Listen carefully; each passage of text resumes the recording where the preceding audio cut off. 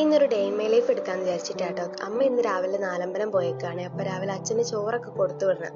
അതുകൊണ്ട് ഇന്ന് നേരത്തെ എണീറ്റിട്ടുണ്ടായിരുന്നേ. പക്ഷെ രാവിലെ എണീറ്റ് താഴെ ചെന്നപ്പോഴത്തേക്കും നല്ല പണിയാട്ടോ കിട്ടിയത്.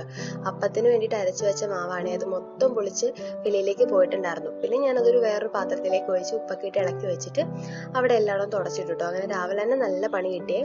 പിന്നെ അപ്പത്തിന് വേണ്ടിയിട്ട് കിഴങ്ങേറി വെക്കാൻ ഓർത്തിട്ടാണ് തേങ്ങാപ്പാലൊക്കെ ഒഴിച്ചിട്ട്. കഴിഞ്ഞ ദിവസം ഞാനൊരു റെസിപ്പി ഇട്ടിട്ടുണ്ടായിരുന്നല്ലോ, അപ്പോൾ അതുപോലെ വെക്കാമെന്ന് വിചാരിച്ചിട്ടാണ്. അപ്പോൾ അങ്ങനെ കിഴങ്ങും സവോളയും പിന്നെ ക്യാരറ്റ് കുറവായിരുന്നു കേട്ടോ. അപ്പോൾ ഞാൻ ഉള്ള ക്യാരറ്റും ഇട്ടിട്ട് അതെല്ലാം കൂടെ കുക്കറിലേക്ക് ഇട്ടിട്ട് വേവിക്കാൻ വേണ്ടിയിട്ട് വെച്ചു കേട്ടോ. അങ്ങനെ ഇപ്പോൾ രാവിലെ എന്തായാലും നേരത്തെ എണീറ്റു. അച്ഛനുള്ള ചോറും ഏകദേശം സെറ്റായിട്ടുണ്ടായിരുന്നു. ഞാൻ വേഗം പിന്നെ കുക്കർ വെച്ചിട്ട് ഞാൻ കയറി കുളിക്കാൻ പോയി കേട്ടോ. കുളിച്ചിട്ട് ഇറങ്ങി വന്നിട്ട് ഞാൻ അച്ഛനുള്ള ചോറങ്ങ് എടുത്തു വെച്ച്. അപ്പം പോണതിന് മുമ്പ് ഞാൻ തേങ്ങ അരച്ച് ഇന്നലെ രാത്രി തന്നെ ഫ്രിഡ്ജിലേക്ക് വെച്ചിട്ടുണ്ടായിരുന്നു, രാവിലെ എളുപ്പമുണ്ടല്ലോ എന്ന് ഓർത്തിട്ട്. അപ്പം ഞാൻ കുളിക്കുന്നതിന് മുമ്പ് അതും കൂടെ അങ്ങ് വെളിയിലേക്ക് എടുത്തു വെച്ച് നേരെ കയറി കുളിച്ചു കേട്ടോ. കുളിച്ചിട്ട് ഇറങ്ങി വന്നപ്പോഴത്തേക്കും അച്ഛനുള്ള ചോറ് എടുത്തു വെച്ചേക്കാൻ ഓർത്തു. അപ്പം 6:30 കഴിഞ്ഞു, 6:30 ഒരു സമയമൊക്കെ ആയിട്ടുണ്ടായിരുന്നുള്ളൂ.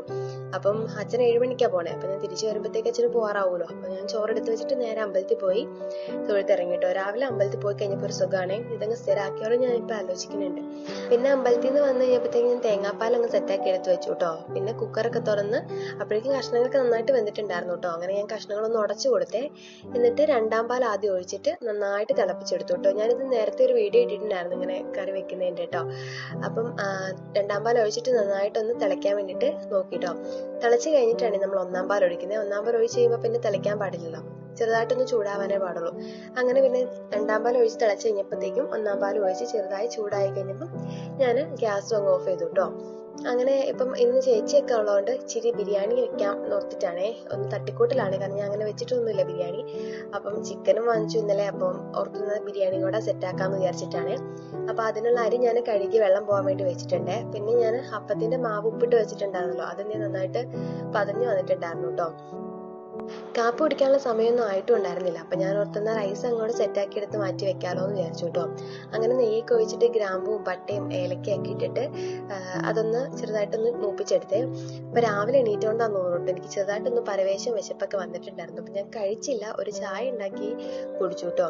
അങ്ങനെ ചായ കൂടിയൊക്കെ കഴിഞ്ഞ് അതിനകത്തേക്ക് ഒരു സവോളയും കൂടെ ഞാൻ ഇട്ടിട്ടുണ്ടായിരുന്നേ. അപ്പം സവോള അത്യാവശ്യം ഒന്ന് വഴണ്ട് വന്നിട്ടുണ്ടായിരുന്നു. അപ്പോഴേക്കും ഞാൻ വെള്ളം കൂടെ ഒഴിച്ചു കൊടുത്തു കേട്ടോ. ഞാൻ അളന്നെടുത്ത് വെച്ച വെള്ളമാണ്, അരിയുടെ പാകത്തിന് അളന്നെടുത്ത് വെച്ച വെള്ളം കേട്ടോ. അങ്ങനെ അത് ഒഴിച്ചു കൊടുത്ത് പിന്നെ ഉപ്പും കൂടെ ഇട്ടിട്ട് ഒന്നുകൂടി നന്നായിട്ട് ഇളക്കി നന്നായിട്ട് തിള വരാൻ വേണ്ടിയിട്ട് കാത്തു കേട്ടോ. അപ്പോൾ ആ തിളയ്ക്കണ സമയം കൊണ്ട് ഞാനെന്നാൽ അപ്പം കൂടെ ചുട്ട് വെക്കാമല്ലോ എന്ന് വിചാരിച്ചു കേട്ടോ. അങ്ങനെ ഇതേ അപ്പം ചുട്ട് ഏകദേശം എല്ലാവർക്കും തന്നെ ചുട്ട് വെച്ചേ. അപ്പോഴേക്കും നല്ല തിള വന്നിട്ടുണ്ടായിരുന്നു. അങ്ങനെ ഞാൻ കഴുകി വെച്ചേക്കുന്ന അരി കൂടെ അതിനകത്തേക്ക് എടുത്തിട്ടു കേട്ടോ. അപ്പോൾ ഇതെല്ലാം ഞാൻ യൂട്യൂബ് നോക്കിയിട്ടാട്ടോ ചെയ്യണത്, കാരണം ഞാൻ ഇതിനു മുമ്പ് അങ്ങനെ വെച്ചിട്ടുണ്ടെങ്കിലും പണ്ടെങ്ങാണ്ട വെച്ചേക്കുന്നത്, ഞാൻ ഓർക്കുന്ന പോലും ഇല്ല കേട്ടോ.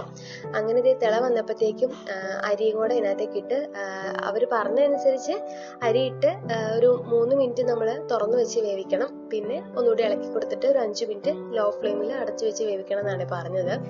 അപ്പം ഞാൻ ആദ്യം ഒരു 3 മിനിറ്റ് തുറന്നു വെച്ച് വേവിച്ചു. ആ സമയം കൊണ്ട് ഞാൻ ക്യാഷ്യൂം പിന്നെ കിസ്മിസും സവോളയൊക്കെ നന്നായിട്ട് വറുത്തും കൂടെ എടുത്തു വെച്ചു കേട്ടോ.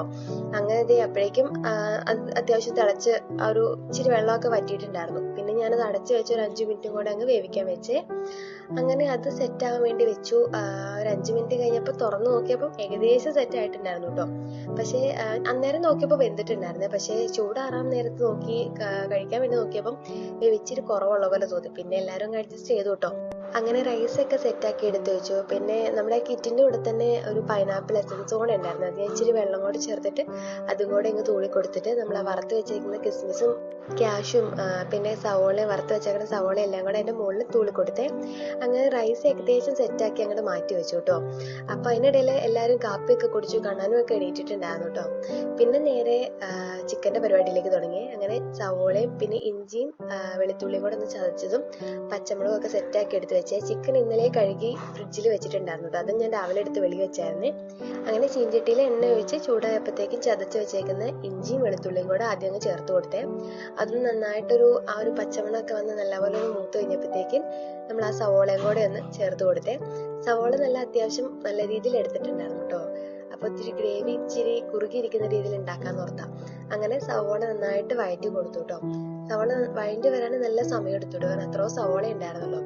അങ്ങനത്തെ ഏകദേശം സവോളയൊക്കെ വഴണ്ടി വന്നു. സവോളയിൽ ആദ്യം ഇത്തിരി ഉപ്പും പിന്നെ മുളകും ഇട്ടിട്ടുണ്ടായിരുന്നു കേട്ടോ.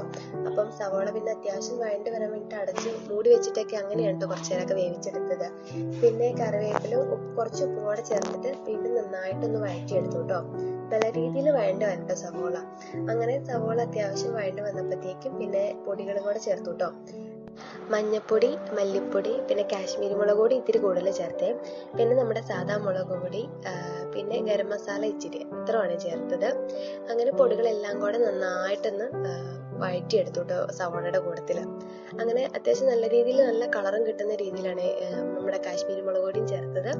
അങ്ങനെ സവോള പൊടികളും എല്ലാം കൂടെ ഇട്ടിട്ട് നല്ല രീതിയിൽ വഴറ്റി ആ ഒരു കളർ നല്ല രീതിയിൽ മാറി വരുന്നതിന് വരെ നല്ല പോലെ വഴറ്റിയെടുത്തേ. എന്നിട്ട് നമ്മൾ അരിഞ്ഞു വെച്ചേക്കുന്ന തക്കാളിയും കൂടെ അതിനകത്തേക്ക് ഇട്ട് കൊടുത്തു കേട്ടോ. തക്കാളി പിന്നെ പെട്ടെന്ന് വേകുമല്ലോ, ഒത്തിരി സമയമൊന്നും വേണ്ടല്ലോ. അങ്ങനെ തക്കാളിയും കൂടെ ഇട്ടിട്ട് നല്ല രീതിയിൽ ഇളക്കി കൊടുത്തു കേട്ടോ. അങ്ങനെ തക്കാളി നല്ല രീതിയിൽ ഉടഞ്ഞു വരുന്ന രീതിയിൽ ആയപ്പോഴത്തേക്കും നമ്മളെ ചിക്കനും കൂടെ ചേർത്ത് കൊടുത്തു. അപ്പൊ തക്കാളി ഒന്ന് സ്പൂണും കൊണ്ട് തന്നെ ഒന്നിങ്ങനെ ഉടച്ചുടച്ച് കൊടുക്കുന്നുണ്ടായിരുന്നു കേട്ടോ. അങ്ങനെ ചിക്കൻ ചേർത്ത് കൊടുത്തു. അപ്പൊ നമ്മൾ വേറെ എക്സ്ട്രാ വെള്ളം ഒന്നും ഒഴിച്ചില്ല കേട്ടോ. ചിക്കന്റെ ആ ഒരു വെള്ളം ഇറങ്ങി വേവാൻ വേണ്ടിയിട്ടാണ്. അപ്പൊ അങ്ങനെ ചിക്കൻ എല്ലാം ഇട്ട് കൊടുത്തിട്ട് നല്ല പോലെ ഇളക്കി കൊടുത്തേ. നല്ല രീതിയിൽ നല്ല മറിച്ച് തിരിച്ച് ഇളക്കി കൊടുത്തു കേട്ടോ. കാരണം എല്ലായിടത്തേക്കും ആ ഒരു ഗ്രേവി എത്തണമല്ലോ, ആ ഒരു സവോളയുടെ ആ ഒരു പൊടിയും എല്ലാം എത്തണമല്ലോ. അങ്ങനെ നല്ല രീതിയിൽ തിരിച്ച് മറിച്ചിട്ടൊക്കെ ഇളക്കി കേട്ടോ. അങ്ങനെ ഇളക്കി അടച്ചു വെച്ചിട്ടാണ് വേവിച്ചെടുത്തത്. ആദ്യം ഒന്ന് തുറന്നു വെച്ചിട്ട് വേവിച്ചു, പിന്നെ ഒന്ന് അടച്ചു വെച്ച് വേവിച്ചു. അടച്ചു വെക്കുമ്പോഴാണല്ലോ വെള്ളം ഒന്ന് ഇറങ്ങി വേവുന്നത്. അങ്ങനെ അടച്ചു വെച്ചിട്ട് നല്ല രീതിയിൽ വേവിച്ചെടുത്തു കേട്ടോ. അപ്പോഴത്തേക്കും നമ്മുടെ ഏകദേശം ഉച്ചയ്ക്ക് ആവാറായിട്ടുണ്ടായിരുന്നു കേട്ടോ സമയം. അങ്ങനെ കറി ഏകദേശം സെറ്റായിട്ടോ. അങ്ങനെ അടച്ചു വെച്ച് വേവിച്ച് കറിക്ക് തിളയൊക്കെ വന്നു, കറി അങ്ങനെ സെറ്റായേ. പിന്നെ ഞങ്ങൾ എല്ലാവരും കഴിക്കാൻ വേണ്ടിയിട്ടിരുന്നത്. കണ്ണന് ആദ്യം ഞാൻ കൊടുത്തു കേട്ടോ. കണ്ണന് കൊടുത്തിട്ട് കണ്ണനെ നേരെ കിടത്തി ഉറക്കി. പിന്നെ പിള്ളേരെല്ലാവരും കൂടെ കഴിക്കാൻ വേണ്ടിയിരുന്നത്. അപ്പോഴേക്കും ഞാനൊരു ചെറിയ തട്ടിക്കൂട്ട് കച്ചമ്പറും ഉണ്ടാക്കിയിട്ടുണ്ടായിരുന്നു കേട്ടോ. അങ്ങനെ പിള്ളേർ ആദ്യം കഴിച്ചു. എല്ലാവർക്കും തന്നെ ഇഷ്ടപ്പെട്ടു. ഞാൻ പറഞ്ഞല്ലോ, അരി വേവാത്തതിന്റെ ചെറിയൊരു പ്രശ്നം ഉണ്ടായിരുന്നു. പിന്നെ ഞാനും ചേച്ചിയും കൂടെ കഴിക്കാനായിരുന്നു കേട്ടോ. എനിക്കും ഇഷ്ടപ്പെട്ടു കേട്ടോ. നമ്മൾ അരിയുടെ ഒരു പ്രശ്നം ഉണ്ടായിരുന്നു, എന്നാലും കുഴപ്പമില്ലായിരുന്നു. അങ്ങനെ ഞങ്ങളതേ ബിരിയാണിയൊക്കെ കഴിച്ചു. പിന്നെ ഒന്ന് റെസ്റ്റ് ഒക്കെ ഇരുന്നു കേട്ടോ. അപ്പൊ ഇന്നത്തെ വീഡിയോ എത്രയുള്ളേ.